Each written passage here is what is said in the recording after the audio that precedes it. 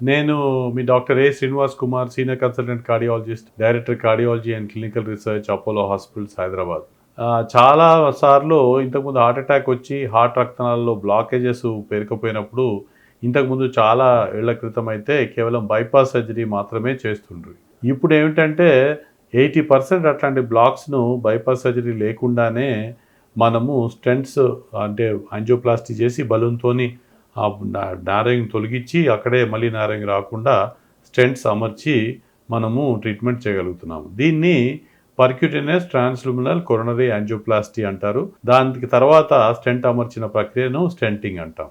ఈ స్టెంట్స్ ద్వారా మనము ఏదైతే రక్తనాళాల్లో బ్లాక్స్ వచ్చినప్పుడు ఈ బ్లాక్స్‌ను మళ్ళీ తొలగించడానికి ఇంతకుముందు ఒక్కటే రక్తనాళాల్లో బ్లాక్ ఉంటే చేస్తుంటిమి. కానీ అడ్వాన్స్డ్ స్టెంట్స్ వచ్చి మంచి డెలివరబుల్ స్టెంట్స్ వచ్చిన తర్వాత, స్టెంట్స్‌లో మందు పూసిన స్టెంట్స్ వచ్చిన తర్వాత నారోయింగ్ ఛాన్సెస్ చాలా తగ్గినాయి గనక ఈ మధ్య 2 రక్తనాళాల్లో, 3 రక్తనాళాల్లో బ్లాక్స్ ఉన్నప్పటికీ కూడా మనం స్టెంటింగ్ చేసి పేషెంట్లకు ఆపరేషన్ లేకుండా కాపాడగలుగుతున్నాం. ఇంకా అది ముఖ్యం ఏంటంటే ఈ మధ్య లెఫ్ట్ మెయిన్ వెసల్‌లో బ్లాక్ ఉన్నప్పుడు కేవలం బైపాస్ సర్జరీ చేయాలనే ఇంతకుముందు ఉంటుండే.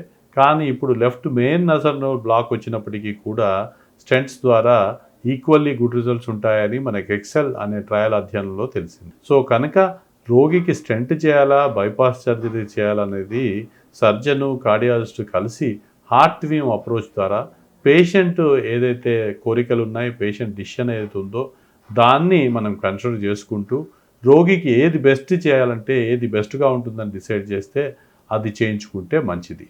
దీన్ని మనం హార్ట్ టీమ్ అప్రోచ్ అంటాం. ఈ స్టెంట్స్ మన ఇంటర్వెన్షనల్ కార్డియాలజీలో జరిగిన మేజర్ అడ్వాన్స్ కింద మనం చెప్పుకోవచ్చు. ఈ మంచి స్టెంట్స్, మందు పూసిన స్టెంట్స్ వచ్చినాయి కనుక ఈ మధ్య ఎన్ని బ్లాక్స్ ఉన్నప్పటికీ, ఎక్కడ బ్లాక్స్ ఉన్నప్పటికీ వీటన్నిటిని కూడా మనం స్టెంట్స్ ద్వారా మనం మంచిగా చేయగలుగుతున్నాం. ఈ స్టెంట్ ఏముంటుందంటే మామూలుగా చిన్న కాయిల్డ్ మెష్ వర్క్ మన బలూన్ మీద అమర్చి ఉంటుంది. దాన్ని వైర్ మీద లోపలికి తీసుకెళ్ళి హై ప్రెషర్‌తో ఇన్ఫ్లేట్ చేసినప్పుడు ఆ స్టెంట్ లోపల ఉండిపోయి మళ్ళీ బలూన్ బయటకు తీసేస్తాం. ఏదైతే నారోయింగ్స్ ఉంటుండేనో అవన్నీ తొలగిపోయి మళ్ళీ అక్కడే నారోయింగ్ రాకుండా ఈ ముఖ్యమైన అడ్వాన్స్‌మెంట్‌ను మనం స్టెంట్స్‌గా మనం కన్సిడర్ చేయొచ్చు. ఇవి స్టెంట్స్ మామూలుగా 2 మిల్లీమీటర్స్ నుంచి 4 మిల్లీమీటర్స్ వరకు కామన్‌గా ఉంటాయి. ఈ మధ్య 5 మిల్లీమీటర్ స్టెంట్స్ కూడా వచ్చినాయి. లెంత్ అంటే మనం 8 ఎంఎం నుంచి 48 ఎంఎం వరకు కూడా లెన్స్ వేరియస్ సైజెస్‌లో అవైలబుల్‌గా ఉంటాయి. ఏ రోగికి ఏ విధమైన స్టెంట్ మంచిది, ఏ రకమైన స్టెంట్స్ అమర్చాలనేది మనం యాంజియోగ్రామ్ బట్టి, దాని తర్వాత ఇంట్రావాస్కులర్ ఇమేజింగ్ అని, ఓసీటీ అని, ఐవస్ క్యాథెటర్ టెస్టులు చేసి మనం నిర్ధారిస్తాము. సో స్టెంట్ అమర్చినప్పుడు మంచిగా అమర్చినట్టయితే ఎస్పెషలీ ఇంట్రాకొరోనరీ ఇమేజింగ్, ఓసీటీ కానీ ఐవస్ గైడెన్స్‌తో చేసినట్టయితే మనం చాలా మట్టుకు 100 మందిలో ఈ నారోయింగ్స్ రాకుండా మనం 95% మందిని కాపాడొచ్చు. వెరీ రేర్లీ ఒక 5% మందిలో మళ్ళీ అక్కడే నారోయింగ్ వచ్చినప్పుడు దాన్ని ఇన్స్టెంట్ రీస్టోనోసిస్ అంటాం.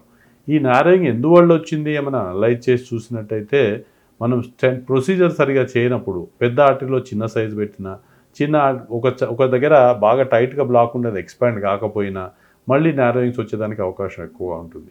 లేదంటే స్టెంట్ ఎడ్జ్ దగ్గర చిన్న రక్తనాళాలు చిట్లింగ్ నుండి డిసెక్షన్స్ అట్లాంటివి జరిగినప్పుడు కూడా ఇమ్మీడియట్‌గా క్లాటింగ్ అయ్యి దాని తర్వాత స్టెంట్ బ్లాక్ అయ్యడానికి అవకాశం ఉంటుంది. కానీ ఇవన్నీ కూడా స్టెంట్ కరెక్ట్‌గా అమర్చితే అయ్యే ఛాన్స్ చాలా తక్కువ. సో అందుకనే స్టెంటింగ్ చేసేటప్పుడు మంచి ఎక్స్‌పర్టైజ్ ఉన్న చోట, ఎక్స్‌పీరియన్స్ ఉన్న డాక్టర్‌ను సెలెక్ట్ చేసుకోవడం చాలా అవసరం. యాంజియోగ్రామ్ అయితే కేవలం టెస్టే కానీ స్టెంటింగ్ అంటే స్టెంట్ లోపల తీసుకుపోయి హార్ట్‌లో రక్తనాళాల్లో ఉంచుతాం కనుక అది మంచి ఎక్స్‌పీరియన్స్ ఉండి ఎక్స్‌పర్టైజ్ ఉన్న వాళ్ళతో మాత్రమే చేయించుకోవాలి.